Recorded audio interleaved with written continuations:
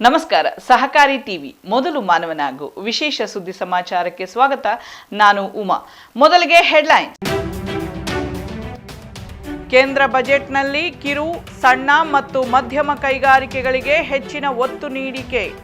2047ರ ಹೊತ್ತಿಗೆ ಭಾರತವನ್ನು ಅಭಿವೃದ್ಧಿ ಹೊಂದಿದ ರಾಷ್ಟ್ರವಾಗಿಸುವ ಕನಸು ಸಾಕಾರಗೊಳಿಸುವ ನಿಟ್ಟಿನಲ್ಲಿ ಕೇಂದ್ರ ಸರ್ಕಾರವು 2025-26ನೇ ಸಾಲಿನ ಬಜೆಟ್ನಲ್ಲಿ ಕಿರು, ಸಣ್ಣ ಮತ್ತು ಮಧ್ಯಮ ಕೈಗಾರಿಕೆಗಳಿಗೆ ಎಂಎಸ್ಎಂಇ ಹೆಚ್ಚಿನ ಒತ್ತು ನೀಡಿದೆ.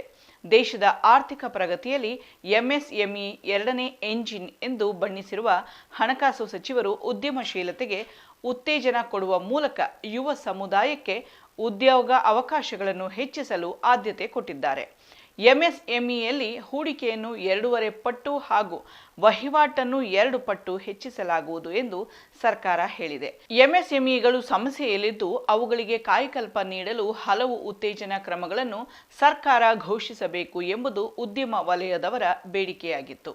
ಸರ್ಕಾರ ಈ ಬಜೆಟ್ನಲ್ಲಿ ಅದಕ್ಕೆ ಸ್ಪಂದಿಸಿದ್ದು, ಎಂಎಸ್ಎಂಇಗಳಿಗೆ ಈಗಿರುವ ಕ್ರೆಡಿಟ್ ಗ್ಯಾರಂಟಿ ಕವರ್ ಅನ್ನು ಸಾಲ ಖಾತ್ರಿ 5 ಕೋಟಿ ರುನಿಂದ 10 ಕೋಟಿ ರುಗೆ ಹೆಚ್ಚಿಸಿದೆ. ಮುಂದಿನ 5 ವರ್ಷಗಳಲ್ಲಿ ಹೆಚ್ಚುವರಿಯಾಗಿ 11 ಕೋಟಿ ರು ಮೊತ್ತದ ಸಾಲ ಖಾತ್ರಿ ನೀಡುವ ಗುರಿ ಹೊಂದಲಾಗಿದೆ. ಉತ್ಪಾದನೆ, ತಂತ್ರಜ್ಞಾನ ಉನ್ನತೀಕರಣ, ಬಂಡವಾಳ ಹೂಡಿಕೆಗೆ ಇದು ಪೂರಕ ವಾತಾವರಣ ಸೃಷ್ಟಿಸಲಿದೆ. ಉದ್ಯಮಗಳಿಗೆ ಹೆಚ್ಚಿನ ಸಾಲ ಸೌಕರ್ಯ ಸಿಗಲಿದ್ದು ಕೈಗಾರಿಕಾ ವಿಸ್ತರಣೆಗೆ ಅನುಕೂಲವಾಗಿದೆ. ಇನ್ನು ರಫ್ತು ಸಾಮರ್ಥ್ಯವುಳ್ಳ ಎಂಎಸ್ಎಂಇಗಳಿಗೆ ಹಂತ ಹಂತವಾಗಿ 20 ಕೋಟಿ ರುವರೆಗೆ ಸಾಲ ನೀಡುವುದಾಗಿ ಬಜೆಟ್ನಲ್ಲಿ ಘೋಷಿಸಲಾಗಿದೆ. ಸರ್ಕಾರದ ಈ ಕ್ರಮವನ್ನು ಭಾರತೀಯ ಕಿರು, ಸಣ್ಣ ಮತ್ತು ಉದ್ಯಮ ಪೋರ್ಟಲ್ನಲ್ಲಿ ನೋಂದಣಿಯಾಗಿರುವ ಕಿರು ಉದ್ಯಮಗಳಿಗೆ 5 ಲಕ್ಷ ರುಗಳ ಮಿತಿಯುಳ್ಳ ಕ್ರೆಡಿಟ್ ಕಾರ್ಡ್ಗಳನ್ನು ಪರಿಚಯಿಸಲಾಗುತ್ತಿದೆ. ಮೊದಲ ವರ್ಷದಲ್ಲಿ ಇಂಥ 10 ಲಕ್ಷ ಕಾರ್ಡ್ಗಳನ್ನು ನೀಡುವ ಗುರಿಯನ್ನು ಸರ್ಕಾರ ಹೊಂದಿದೆ.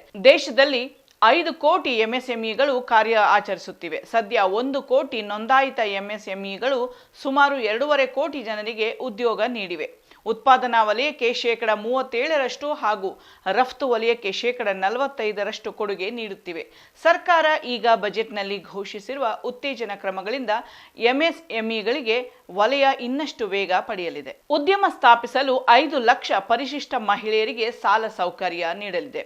ಉದ್ಯಮ ವಲಯದಲ್ಲಿ ನಾರಿ ಶಕ್ತಿ ಮಿಂಚಬೇಕು ಎಂಬ ಉದ್ದೇಶದಿಂದ, ಅದರಲ್ಲೂ ಪರಿಶಿಷ್ಟ ಜಾತಿ ಹಾಗೂ ಪರಿಶಿಷ್ಟ ಪಂಗಡದ ಮಹಿಳೆಯರು ಸಬಲರಾಗಬೇಕು ಎಂಬ ನಿಟ್ಟಿನಲ್ಲಿ ಸರ್ಕಾರವು ಬಜೆಟ್ನಲ್ಲಿ ಹೊಸ ಯೋಜನೆ ಪ್ರಕಟಿಸಿದೆ. ಎಸ್ಸಿ, ಎಸ್ಟಿ ಸಮುದಾಯಗಳ ಸುಮಾರು 5 ಲಕ್ಷ ಮಹಿಳೆಯರಿಗೆ ಮುಂದಿನ 5 ವರ್ಷದವರೆಗೆ ಹಂತ ಹಂತವಾಗಿ 2 ಕೋಟಿ ರುವರೆಗೆ ಸಾಲ ವಿತರಿಸುವ ಯೋಜನೆ ಹೊಂದಲಾಗಿದೆ. ಆದರೆ ಮೊದಲ ಬಾರಿಗೆ ಉದ್ಯಮ ಆರಂಭಿಸುವ ಮಹಿಳೆಯರಿಗೆ ಮಾತ್ರ ಸಾಲ ಸೌಲಭ್ಯ ಸಿಗಲಿದೆ. ಆರ್ಥಿಕ ನೆರವು, ಕೌಶಲ್ಯ ಅಭಿವೃದ್ಧಿ, ಉತ್ಪನ್ನ ಮಾರಾಟ ಜಾಲದ ಬೆಂಬಲವೂ ಈ ಯೋಜನೆಯ ಅಡಿಯಲ್ಲಿ ಸಿಗಲಿದೆ. ಆತ್ಮೀಯ ಸಹಕಾರಿ ಬಂಧುಗಳೇ, ಇದು ಸಹಕಾರಿ ಟಿವಿ, ನಿಮ್ಮ ಟಿವಿ.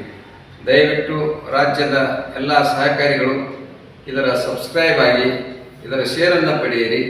ಸಹಕಾರಿ ಟಿವಿಯನ್ನು ರಾಜ್ಯಾದ್ಯಂತ ವಿಸ್ತರಿಸೋಣ, ಪಸರಿಸೋಣ. ಅದಕ್ಕಾಗಿ ತಮ್ಮೆಲ್ಲರಲ್ಲಿ ನಾನು ಮನವಿಯನ್ನು ಮಾಡಿಕೊಳ್ತಾ ಇದ್ದೀನಿ. ಆದಷ್ಟು ಬೇಗ ತಾವೆಲ್ಲರೂ ಇದರ ಸಬ್ಸ್ಕ್ರೈಬ್ ಆಗಿ ಮತ್ತು ಸದಸ್ಯರಾಗಿ. ಇಲ್ಲಿಯವರೆಗೂ ಸುದ್ದಿ ಕೊಟ್ಟಿದ್ದು ನಾನು ಉಮಾ. ನೋಡ್ತಾ ಇರಿ ಸಹಕಾರಿ ಟಿವಿ, ಮೊದಲು ಮಾನವನಾಗು. ನಮಸ್ಕಾರ.